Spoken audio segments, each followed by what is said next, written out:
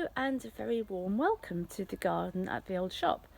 Now I have been putting off really showing you the back garden here because I've been actually out here quite a lot and doing quite a lot of stuff, but it never seems quite the right moment. It never seems quite good enough or aesthetically pleasing, or like other gardens people give you tours of on YouTube, no doubt.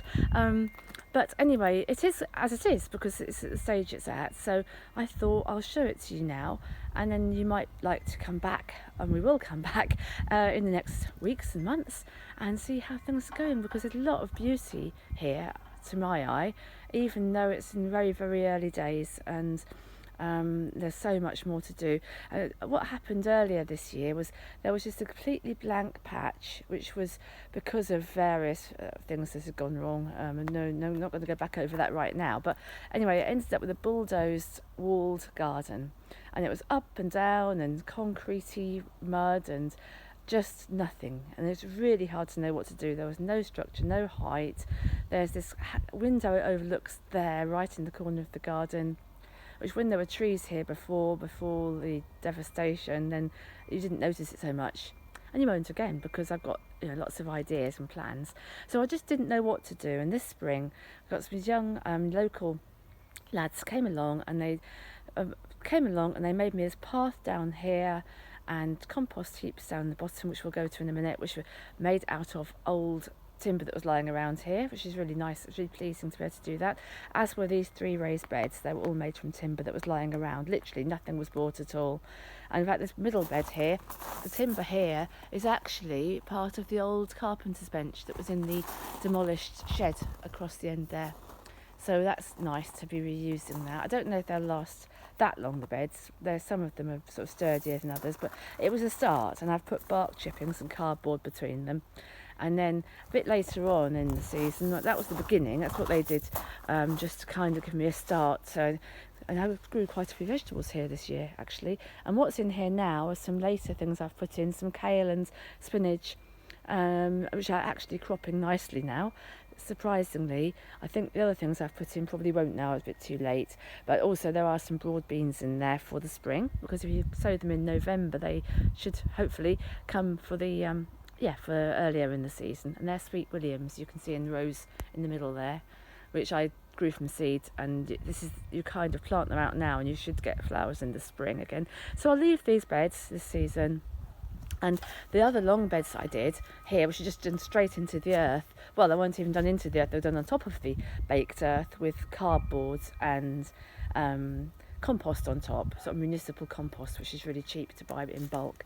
And I just planted straight into it, which, because the earth underneath was just baked hard, so that worked pretty well. I wouldn't do this again. I don't want to grow cut flowers again. I didn't really make the most of that, although as you can see, the cosmos are just gorgeous, and they're still going.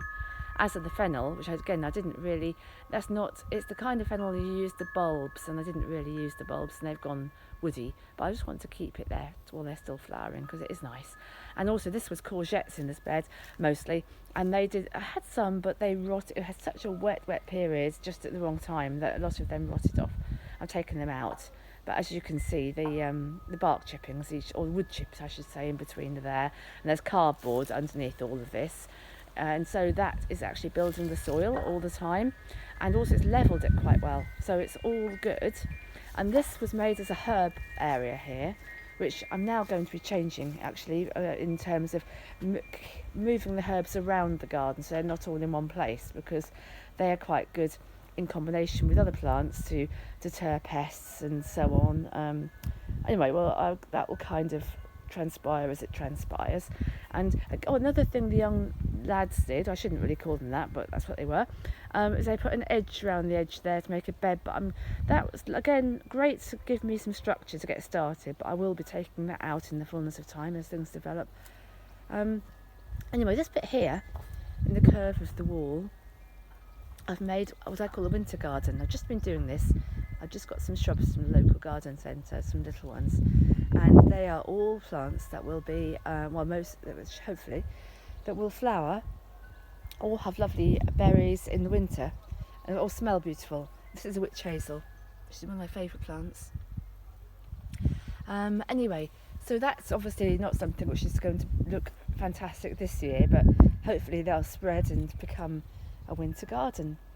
I'm very excited about them. Lots of them things that I really love, like winter sweets, and it's beautiful. The fiery stems of this dogwood, which is called Annie's Winter Orange. So that's along here is very warm because it's a southwest facing wall, so that's going to be really good to use for all of other fruits and so on. Anyway, the rest of the garden here, and in fact all the way from these raised beds, I'll just come whiz you back across here. We won't look at everything today, but I'll just mention this. So from here onwards, I know you probably can't get that much idea of the scale, but it's fair size, I'm going to have as woodland. And it's with fruit trees, so it's going to be like a productive word, but I hesitate to call it a food forest, although it will partly be, I suppose, because I'm more interested in making a kind of a woodland, so it's a habitat for me and also for wildlife. And if birds want to eat the fruit, they can eat the fruit. It's not the kind of place where I'm going to cover everything with nets. It's going to be, I hope. My dream is it's going to be a beautiful woodland. And to that end, I've got some bare root trees, of woodland trees and apple trees and other fruit trees. But little bare root trees are actually really cheap to buy. They haven't come yet. I think they are ready about December time. They're only about £1 each, so I've been a bit lavish with those. But I've also started collecting. I didn't think of this before. I might have done this a bit more already, but if you walk in the woods, you do see little baby tiny saplings, and I've collected a few of those. Which I've got some beech trees and a holly and Scots pine tree. So if you can imagine this garden as a woodland. Oh, there's the buzzards going over. Sorry, I missed. I would have shown you if it's just disappeared. There, can you see that dot up there? That's a beautiful buzzard who comes over. Oh, I'm so glad I caught him on camera. Off he goes. Yeah, anyway, sorry, I digress. So that's it. I think that's probably all I'm going to show you today, because this video will get too long. I've got some wind chimes you can probably hear in the background.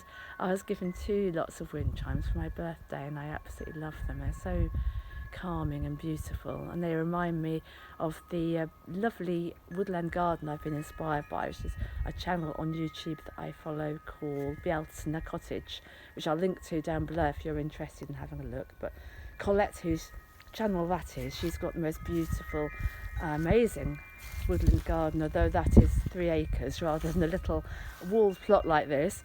But it still inspired me that I could do a lot, just do things differently and still have production of some vegetables and fruits, but also just make a place which is a sanctuary for all sorts of life, and myself included, and people who come and visit here.